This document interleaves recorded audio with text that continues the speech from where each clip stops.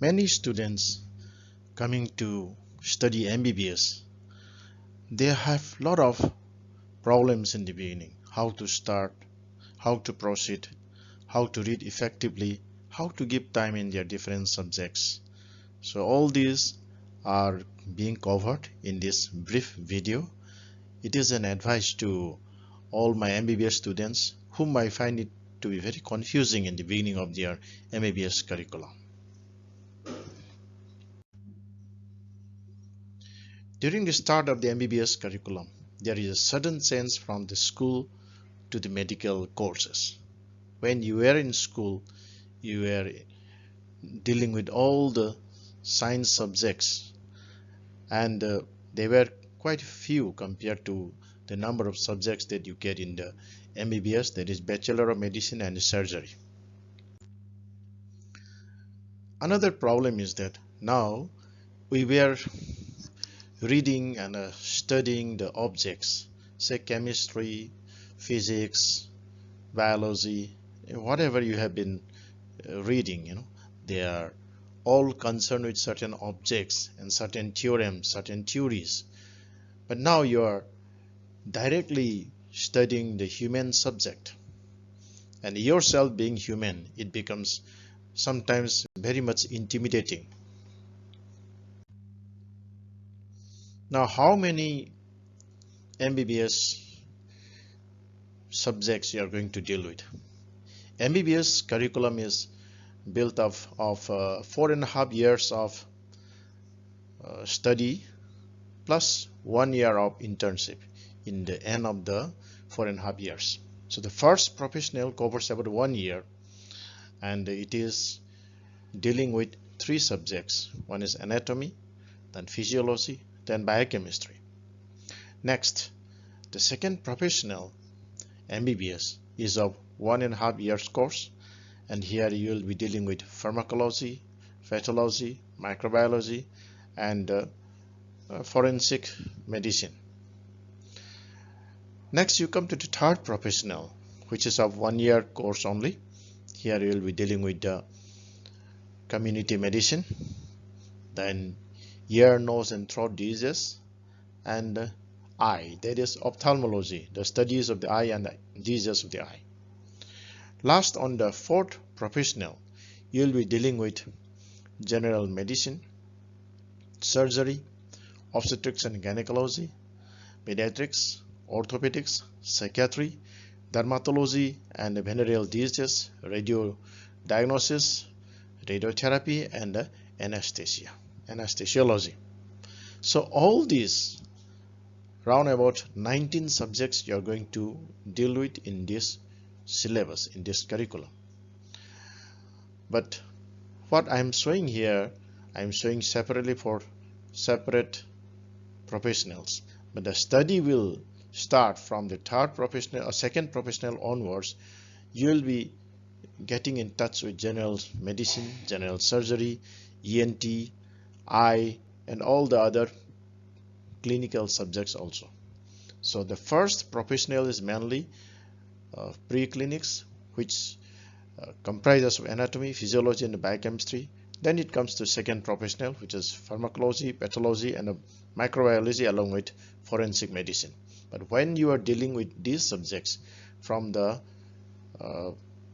semester, every year we have 2 semesters. So here in the second professional we will be having 3 semesters. But from the starting of the 4th semester onwards, you will be dealing with all the clinical subjects. So it becomes a great problem. Many classes of different subjects at the same time. Like say you are going to medicine for clinics, then going to classes for pharmacology, that is especially during the second professional. Then you are going to give exams for these subjects you are reading at the same time. Then you have to go to the clinics also. So many subjects at the same time, it becomes a problem. Now you are confused how to give time to study. This usually comes up during the second professional and third professional time. So the challenge is how to give time to study properly. Here, management of time is very important. You have to find time. Everyone has got 24 hours in a day. Nobody has got more, nobody has got less. So the basic importance is how to find time.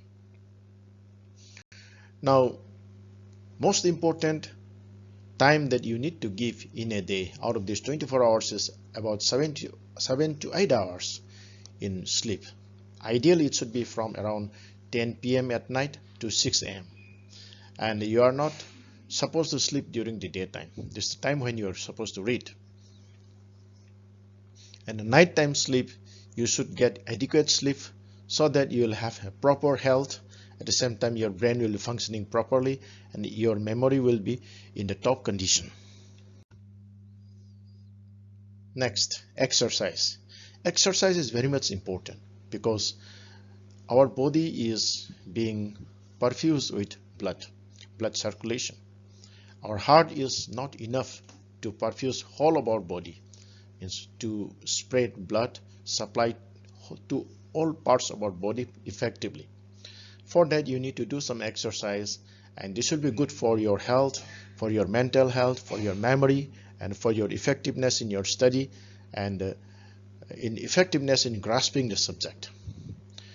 Moderate intensity, say aerobic activity like say jogging, cycling, swimming, running, and brisk walking, all these things you can do about 150 minutes in a week. That means about say 30 minutes every day for 5 days. It's good enough. 5 days. Then 2 days you can take it for muscle strengthening activity. 2 days at least in a week. And 1 day you can give for rest. Say for example on Sunday you can take rest. And the muscle strengthening exercises or activities can be push-ups, squattings that you can do inside your room, and you can use a few weights, dumbbells, for training your muscles. Here I am not mentioning too much about the nutrition, but nutrition is very important, and we are now coming to study. There is a study of various students throughout the world, and most students read less than 15 minutes per day. That is the finding. Here usually 18% of the students are reading 30 plus minutes, and 28% of the students read about 15 to 29 minutes, and 54% will read less than 15 minutes.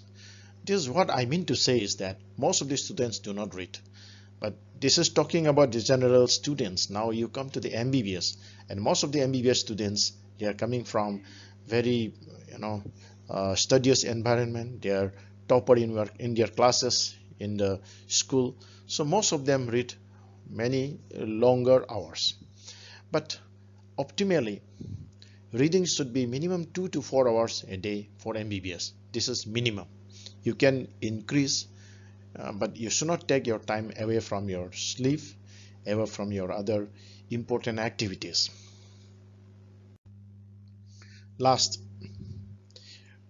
most important one I want to say is about the minimizing social media and mobile viewing.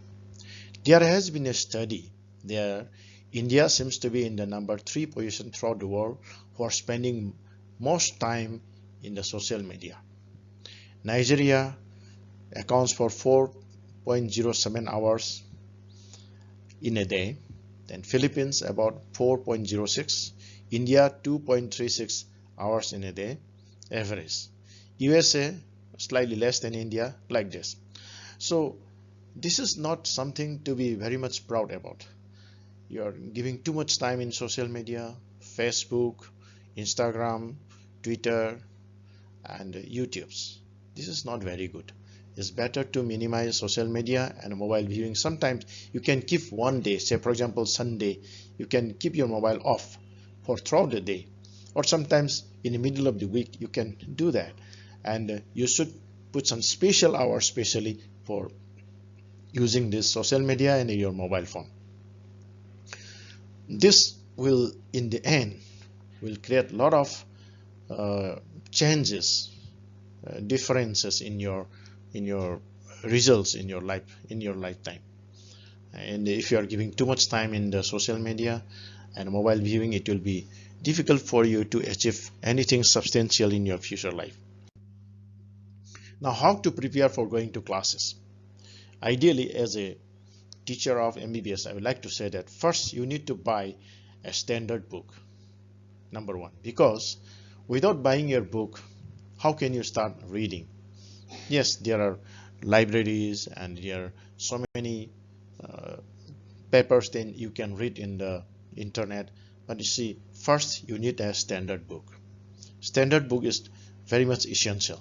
If you are going to play tennis, you have to buy a racket, is not it, and a tennis ball, just like that.